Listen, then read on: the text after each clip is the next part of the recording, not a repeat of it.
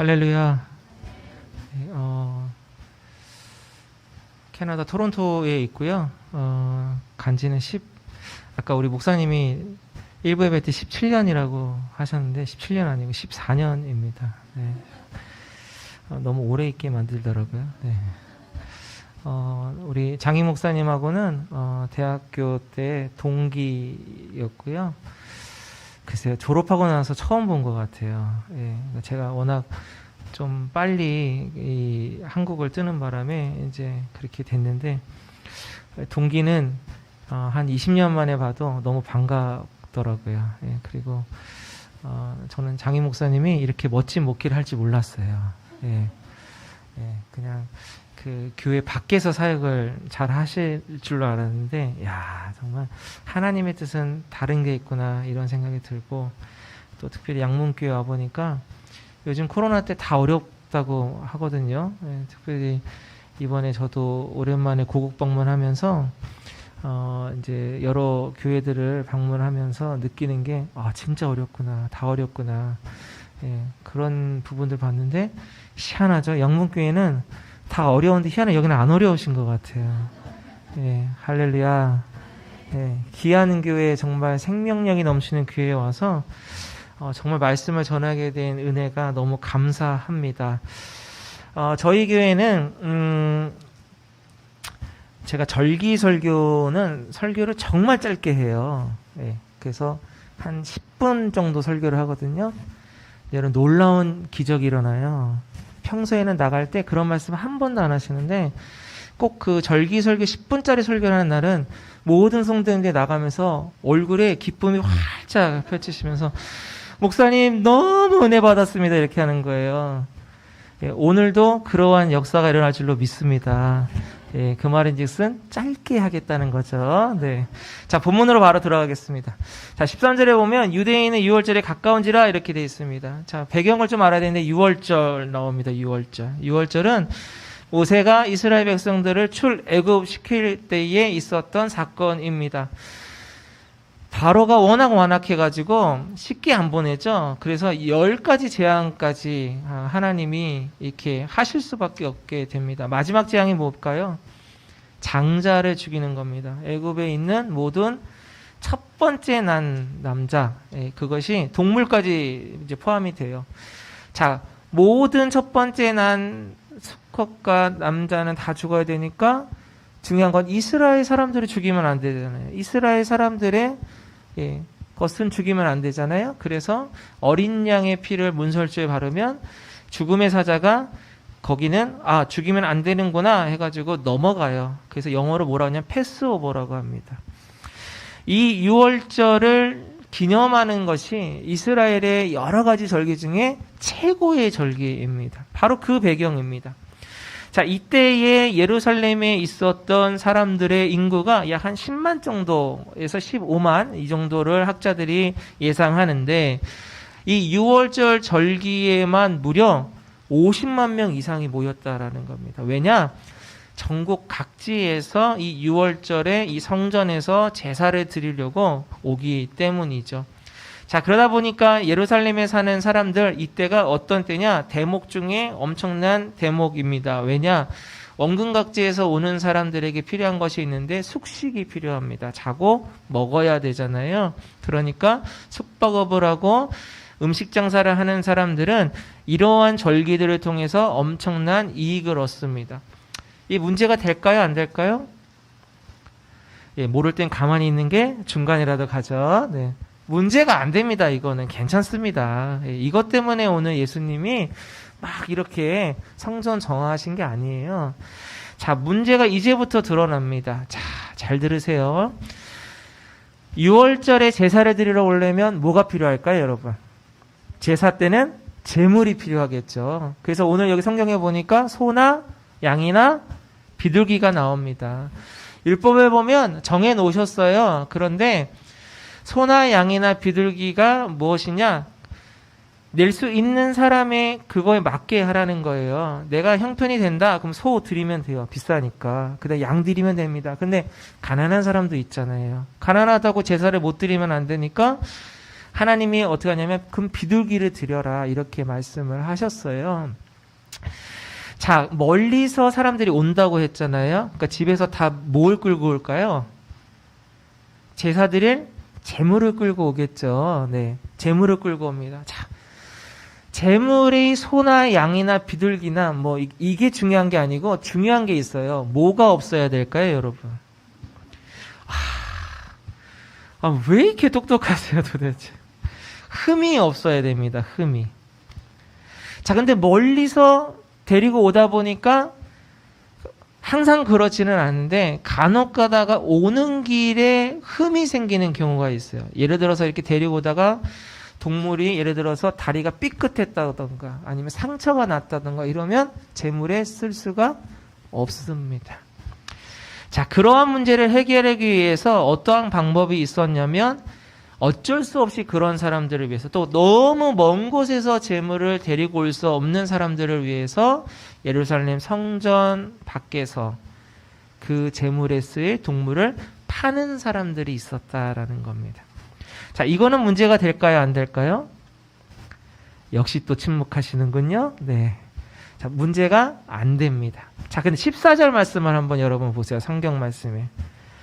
자, 제가 볼게요. 읽어볼게요. 성전 안에서 소와 양과 비둘기 파는 사람들과 돈 바꾼 사람들이 앉은 것을 보시고 이렇게 됐습니다. 자, 이게 중요해요. 어디 안에서요? 이제 뭔가 캐치가 되시죠? 네. 이게 성전 밖에서의 이런 문제라면 문제가 될 게 없어요. 근데 성전 안에서가 문제인 겁니다. 자, 성전 안에서 그럼 이 사람들이 왜 이랬을까?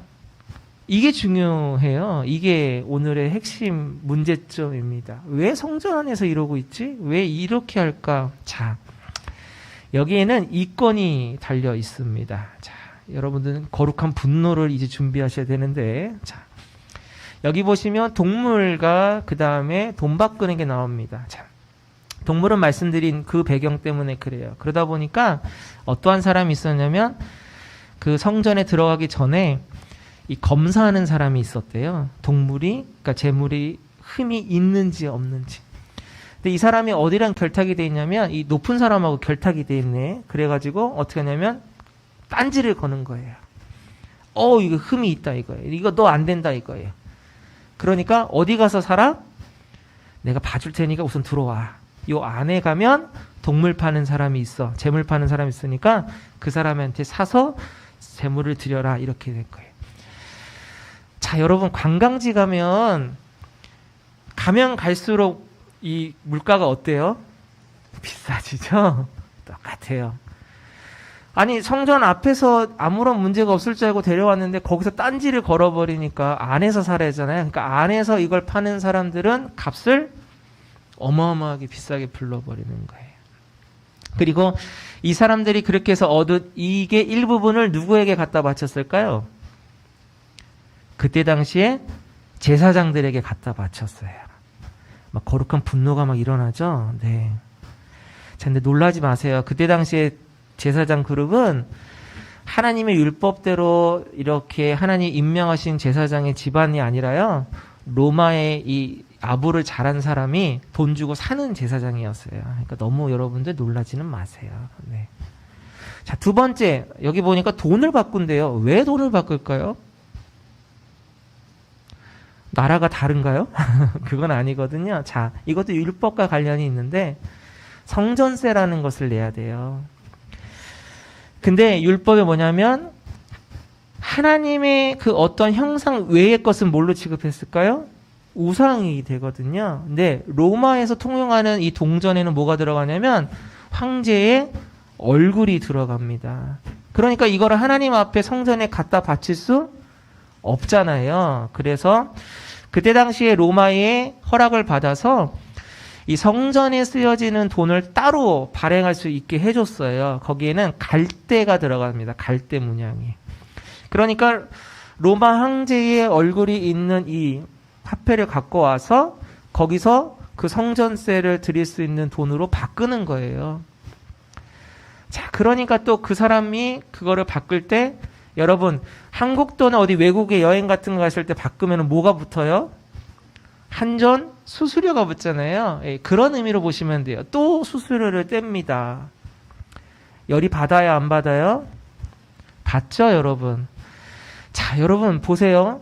하나님 앞에 제사를 드리겠다고 왔는데 벌써 이런 걸 겪으면 온전한 제사가 드려지겠습니까? 내가 볼 때 이거 쉽지 않을 것 같아요. 자, 여기도 마찬가지로 돈 바꾼 사람들이 명당 자리를 차지하고 있으니까 그 이익의 일부분을 또 누구에게 줬을까요? 이분들에게 줬어요. 성경에는 그 사람들이 누구라고 얘기하냐면 제사장 그룹과 바리새인 그룹이라고 얘기를 합니다. 인물이 맑아야 어디가 맑다? 아랫물이 맑아야 되는데 인물이 썩어도 너무 썩었어요. 그렇기 때문에 평소에 예수님이 종교 지도자들을 이 공생의 기간 동안에 계속 비판하신 이유가 이런 부분 때문입니다. 사람들은 이거를 정확하게 다 파악하지 못해요. 자, 그런데 그럼 그동안에 성전을 처음 가신 게 아닌데 그동안에는 왜 안 하시고 지금 하실까라는 거예요. 왜 지금 하실까요? 성경에는 이걸 뭐라고 하냐면 이제 때가 되었다라고 얘기합니다. 이제 예수님이 돌아가실 때가 되었기 때문이에요. 자, 예수님의 아버지는 하나님이십니다. 그리고 성전은 아버지는 하나님께 제사를 드리는 섬기는 거룩한 곳입니다. 그런 곳이 돈과 욕심에 사로잡힌 사람들에 의해서 타락한 장소가 되어버렸기 때문에 이제 곧 십자가에 달리시고 부활하실 예수님은 이 타락한 성전과 인간들을 그냥 두실 수는 없다라는 거죠. 그리고 채찍을 들어 거기를 정화시키신 겁니다. 쑥대밭이 되어버리니까 그때 당시 예루살렘에 모였던 모든 사람들이 어마어마한 이 센세이션을 일으키는 이 행동이 그 소문이 계속 꼬리를 물고 이어집니다. 자, 근데 사람들은 이거를 중요하게 보지 않았어요. 자, 여러분 성경 말씀을 볼까요? 자, 20절, 21절 보겠습니다. 19절부터 볼게요. 예수께서 대답하여 가라사대 너희가 이 성전을 헐라 내가 사흘 동안에 일으키리라. 유대인들이 가로되 이 성전은 46년 동안에 지었거늘 내가 3일 동안에 일으키겠느냐 하더라. 그러나 예수는 성전된 자기 뭘 가리킨다고요? 육체를 가리켜. 여기 여러분들 펜 있으시면 막 별표를 하세요. 자기 육체를 가리켜요. 자, 36년이라는 시간 뭐냐면 그때 당시 헤롯 대왕이 유대인들에게 잘 보이려고 성전을 지어줬어요. 멋들어지게 지어줬습니다. 근데 이 성전이 무너지면 며칠 만에 짓겠다고요? 이게 가능합니까, 여러분? 가능합니까? 예, 우리가 생각하는 건설로 보면 절대로 불가능하죠. 이건 누구를 가리킨다고요? 그래서 예수님을 가리킨다. 자, 근데 그 다음 구절의 마지막에 뭐라고 되어 있냐면 죽은 자가 살아나신 후에야 제자들이 이 말씀하신 것을 모았다고요? 기억했다. 그때 당시에는 이 말씀을 못 깨달았습니다. 이게 뭔 소리야? 36년 동안 지었던 이 성전을 어떻게 예수님이 아무리 뛰어나도 3일 만에 지을 수가 있냐? 아무도 믿지 않았습니다. 근데 언제 믿었다고요? 나중에 깨달았습니다. 자, 예수님께서 무슨 역할을 대신한 거예요? 그러니까 성전의 역할을 대신한 거예요. 그럼 예수님 이꼬르 뭐가 되신 겁니까? 이제 성전이 되신 거예요. 그리고 그 예수님의 성전이 되신 것을 나중에 깨달았습니다. 나중에 깨달은 자들을 우리가 뭐라고 부르냐면 초대교회 성도들이라고 부릅니다. 자, 지금부터가 이제 제가 여러분들에게 말씀드리고 싶은 거예요. 원래 이 본문 갖고는 어떠한 그 부패된 부분이나 잘못된 부분에 꼬집고 그것에 대해서 회개합시다 하고 끝날 수 있는 건데 제가 예전에는 그렇게 설교를 했는데 다시 묵상을 하니까 좀 더 나아갈 수 있겠더라고요. 자, 예수님이 이렇게까지 하신 이유가 보이는 거예요. 예수님이 친히 성전이 되시기 위해서 어떠한 것을 하셨냐라는 거죠. 거기까지 나아가면 여러분 더 깊은 깨달음과 묵상이 일어납니다. 예수님의 성전 되기 위해서 뭘 하셨습니까? 돈으로 성전을 사셨습니까? 뭘 하셨죠, 여러분? 예수님이 친히 죽으셨잖아요. 예수님이 친히 희생하셨잖아요. 그리고 그 바탕에는 뭐가 있습니까? 온 인류를 향한 그 놀라운 사랑의 바탕이 있었기 때문입니다. 믿으십니까? 이 사랑의 희생이 있었기 때문에 3일 만에 내가 성전을 다시 짓겠다라는 것이 가능해질 수 있었다라는 겁니다. 자기 자신을 희생하심으로 세우셨습니다. 위대한 사랑으로 세우셨습니다. 그리고 눈에 보이는 성전이 아니라 이제 눈에 보이지 않는 무형의 성전이 더 중요함을 알려주셨다라는 겁니다. 이 비밀을 나중에 깨달은 사람들이 어떻게 살았느냐, 이게 중요한 겁니다, 여러분.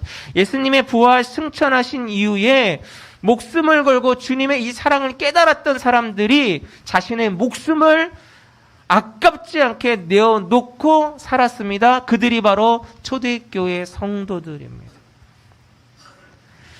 우리는 보통 핍박받아 숨어서 살던 사람들 생각하면 그 로마의 카타콤이라는 것을 많이 떠올리실 겁니다. 근데 알아보니까 그런 곳이 너무너무 많더라라는 것이죠.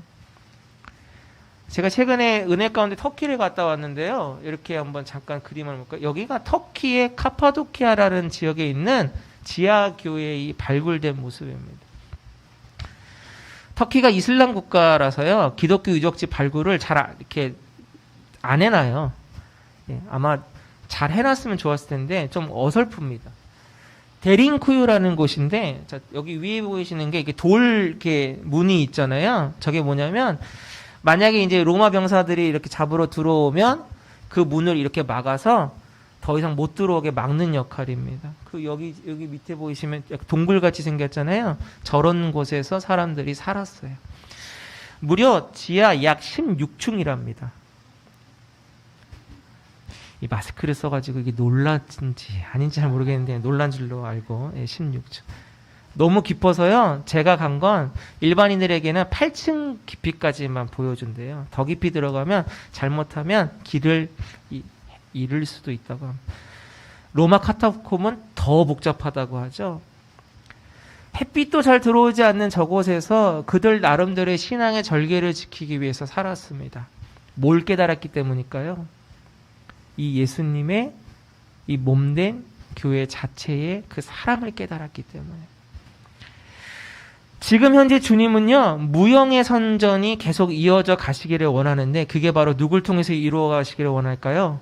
저와 여러분을 통해서 이루어가기를 원하십니다. 눈에 보이지 않는 성전이 그래서 바로 여러분이십니다. 한번 따라해 볼까요? 나는 주님의 사랑으로 세워진 교회입니다. 여러분이 교회세요.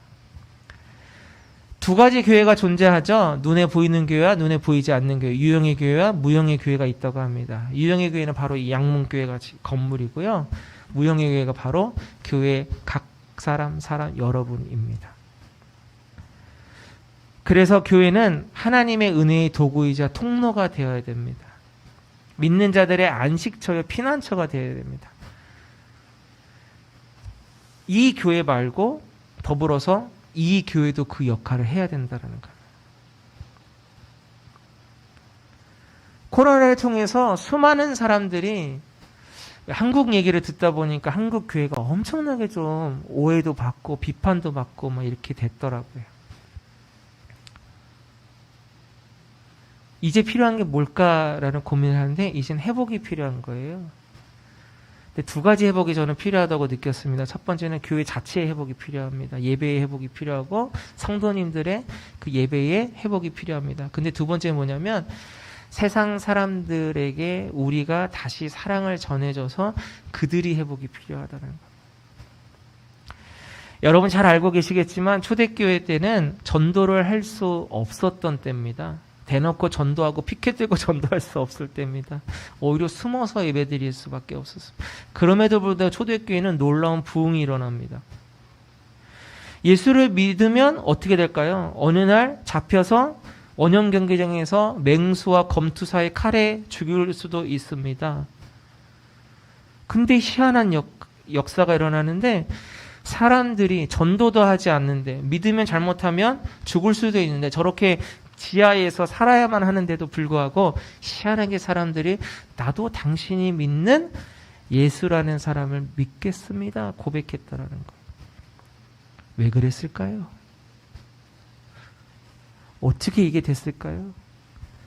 저는 최근에 이 초대교회에 대한 것들을 공부할 기회가 생겼는데 거기서 제가 답을 얻었습니다. 지금 시대에 우리 교회가, 우리의 성도들이 따라야 될 정신이 바로 그 정신이겠구나. 그들은 세상의 사람과 다른 마음과 마인드와 행동으로 살았다라는 것입니다. 자, 초대교회에 어떤 일이 있었냐면 전염병이 창궐하게 된 거예요, 여러분. 지금처럼 비슷한 겁니다. 근데 그때 당시에 전염병이 되면 사람들이 막 죽어나가잖아요. 사람들이 막 혼비백산해서 막 집을 뛰쳐나가고 도시를 떠나고 다 피신하는데 그리스도인이라고 하는 사람들은 거꾸로 그 도시로 들어가는 겁니다. 전염병에 걸려서 죽어가는 사람들을 치료해주고 있어요. 죽어서 장사를 지내야 되는데 장사를 못 지내고 있는 사람을 내 연고지, 내 친인척도 아니고 내 가족도 아닌데 그들이 막 장례를 치러주는 겁니다. 나중에 그 사실을 알게 된 사람들이 감격하고 감동하고 놀랐습니다. 신분제도가 확실했던 시대입니다. 주인이 있고 종이 있고 종이 있고 주인이 있던 시대입니다. 근데 교회라는 거, 그러니까 예수님을 믿는 사람들 모임을 갔더니 글쎄 주인하고 종하고 거룩한 입맞춤을 하고 하나가 되어서 같이 밥을 먹고 떡을 떼고 예배를 드리고 교제를 하고 있어요. 성적으로 너무나 문란했던 시대입니다. 여러분들 알다시피 로마 시대 때. 근데 그리스도인들은 너무너무 깨끗한 거예요. 거룩한 거예요. 그러니까 오죽하면 높은 집 이 사람들이 자기 아들의 며느리 삼을 여자를 자신들이 그리스도인이 아님에도 불구하고 어디서 구했냐? 예수 믿는 사람을 구했대요. 왜요? 깨끗하니까요. 근데 또 대단한 일이 그 사람이 그런 집안에 들어가서 어떠한 일이 일어나는지 아십니까? 그 집안이 또 예수를 믿는 일이 벌어진. 이게 그때 당시 초대교회 때 일어났던 놀라운 일들이라는 겁니다. 여러분 그렇게 하실 수 있겠습니까? 여러분 가능하겠습니까? 가능합니다. 두 가지만 여러분 기억하시면 가능합니다. 자, 따라해 보겠습니다. 나는 거룩한 교회입니다. 오늘 이 성전을 깨끗하게 정화하셨던 것처럼 내가 만약에 하나님께서 죽으심으로 세워주신 교회라고 한다면 이제 내가 해야 될 첫 번째 일은 뭐냐? 내 안에 정화가 일어나야 돼요. 주님께서 말씀하셨습니다. 어떠한 죄라도 어떻게 하면 고백하면 사해 주신다고 하셨습니다. 흰 양털처럼 흰 눈처럼 깨끗하게 해주신다고 하셨습니다. 이제 우리가 회복해야 될 것은 그래서 내가 교회라면 내 안에 교회가 깨끗해지는 역할이 필요합니다. 자, 두 번째 따라하겠습니다. 이게 더 중요합니다. 나는 주님의 사랑을 전하는 사람이 되어야 됩니다. 예수님께서 성전의 역할을 대신하기 위하여 이 땅에 우리들을 교회로 세우시기 위하여 이 땅에 이렇게 하나님의 나라의 모형인 교회를 세우시기 위하여 어떻게 하셨다고요? 죽으시고 희생하셨는데 사랑으로. 그렇다고 한다면 우리가 어떻게 하면 될까요? 사랑으로. 사랑으로 여러분들만 사랑하지 마시고 사랑으로 교회 밖에 있는 사람들과 교회 밖에 있는 그것들을 사랑한다면 제가 볼 때 초대교회 같은 역사, 회복은 분명히 일어나게 될 줄로 믿습니다. 오랜만에 만나서 우리 목사님과 얘기를 하는데 놀라운 이 이야기를 들으면서 제 마음에 막 이렇게 그 어떠한 그 뭐라 그럴까요? 이렇게 감동이 막 몰려왔는데 지금 모든 교회들이 다 힘듭니다. 어렵습니다. 안 된다고 하는데 참 희한한 일이네요. 양문교회는 근데 반대로 되고 있대요. 우리 교인들이 이런 얘기하면 박수를 쳐요. 막. 지금 여러분들 칭찬한 건데. 특별하게 이렇게 막 전문적으로 이렇게 전도 안 하신다고 하더라고요. 근데 희한하게 온대요. 너무너무 감사하고 감동이 되고 막 하는데 한편으로는 내가 사람이잖아요. 막 가슴 한편이 막 쓰려 막 부러워 막 배가 아파요 막. 지금 여러분들이 암암리에 이런 것들을 아시고 하는지 모르고 하시는지 모르겠지만 자연스럽게 여러분들이 지금 오늘 제가 설교로 알려드리고 있는 것들을 하고 계셨더라는 거예요. 그러니까 자연스럽게 그러한 결과물들이 지금 현재 나타나고 있더라라는 것이죠. 잘하고 계시는구나. 저는 그래서 여기서 제가 지금 이 설교를 준비해서 하지만 어떻게 보면 이 교회를 통해서 이게 진짜 되네? 라는 그러한 현실로 희망을 제가 보고 곧 캐나다로 돌아갈 수 있게 될 것 같습니다. 너무너무 감사해요. 오늘 이 자리가 마지막 제가 방문하는 교회인데 이거를 보고 갔어요. 할렐루야. 그동안엔 다 힘들다, 안 된다 하는 소리만 듣고 가서 제가 너무 좌절이 됐는데 마지막 우리 양문교회에서 희망을 보고 가게 돼서 너무너무 저는 개인적으로 감사할 따름입니다. 오히려 여러분이 저에게 힘이 되어 주셨어요. 여러분들이 귀한 교회가 되어 주시기를 간절히 부탁합니다. 아무리 세상 사람들이 욕한다 할지라도 아무리 정말 전도가 힘들어지는 이때에 교회가 욕도 많이 먹고 하는 이때이지만 그럼에도 불구하고 하나님을 사랑하고 이 사랑을 진정으로 깨달은 사람들이 모여있는 교회라면 저는 분명히 그 안에서 놀라운 희망과 역사가 일어나게 될 줄로 믿습니다. 그리고 한 분 한 분이 예수 그리스도의 그 사랑으로 세움받은 교회인 여러분들이 계시는 이 교회, 이 양문교회를 통해서 그 놀라운 은혜가 충만하게 계속 되어지기를 주님의 이름으로 축원드립니다.